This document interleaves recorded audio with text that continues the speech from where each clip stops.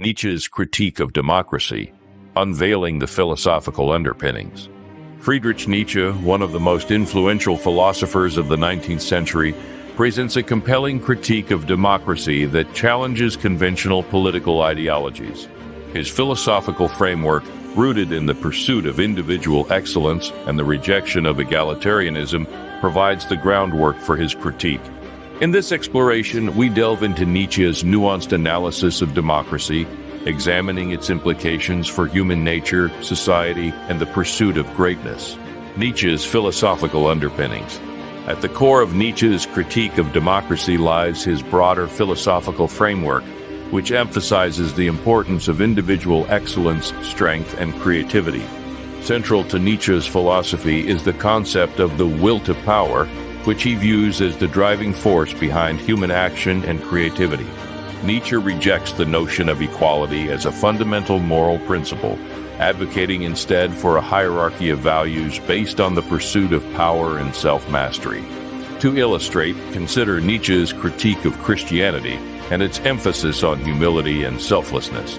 Nietzsche argues that Christianity, with its promotion of values associated with weakness, undermines the pursuit of individual greatness and stifles the aspirations of the exceptional few.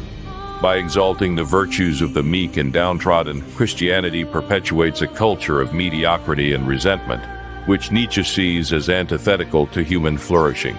The tyranny of the mediocre.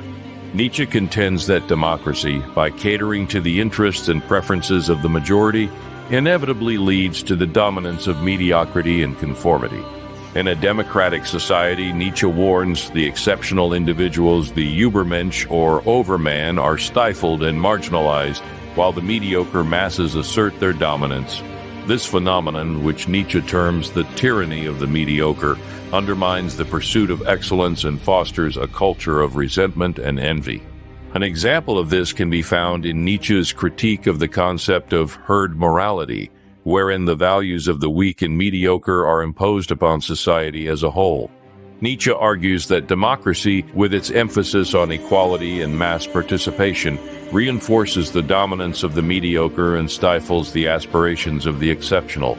This leads to a stagnation of culture and civilization, as the pursuit of greatness is suppressed in favor of conformity and uniformity. The decline of culture and civilization. Nietzsche laments the erosion of traditional values and hierarchies in democratic societies, which he views as essential for the cultivation of excellence and the advancement of civilization. He argues that democracy undermines the pursuit of greatness by promoting a culture of mediocrity and egalitarianism, which stifles individual creativity and innovation. In Nietzsche's view, the triumph of democracy leads to the triumph of the last man, a creature content with mediocrity and devoid of ambition or aspiration.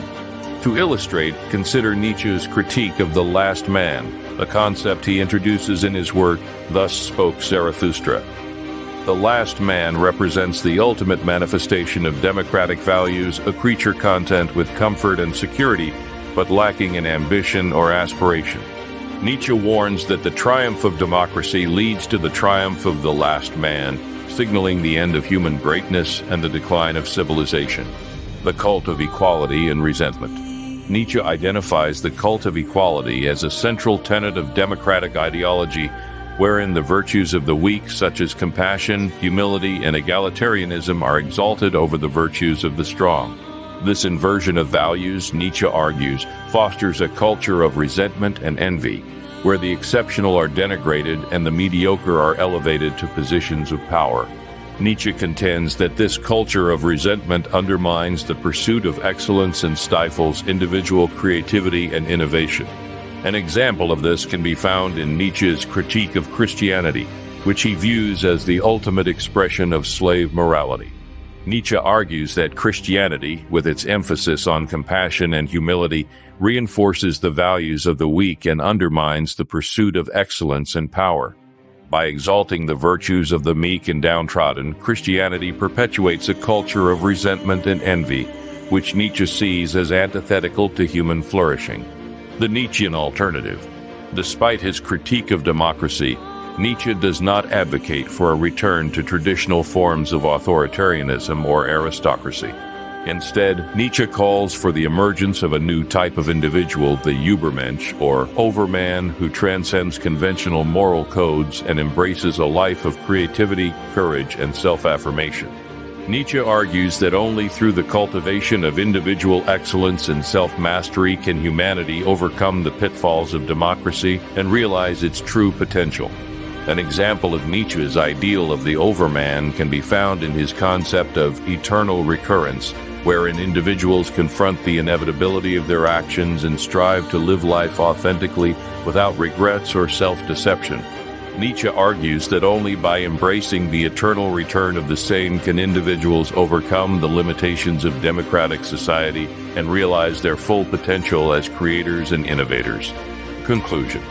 In conclusion, Friedrich Nietzsche's critique of democracy offers a provocative challenge to conventional political thought. By interrogating the philosophical foundations of democracy and its implications for human nature and society, Nietzsche invites us to reconsider our assumptions about governance, equality, and the pursuit of excellence. Whether we embrace Nietzsche's critique or challenge it, his ideas continue to inspire debate and reflection on the nature of political power and human flourishing.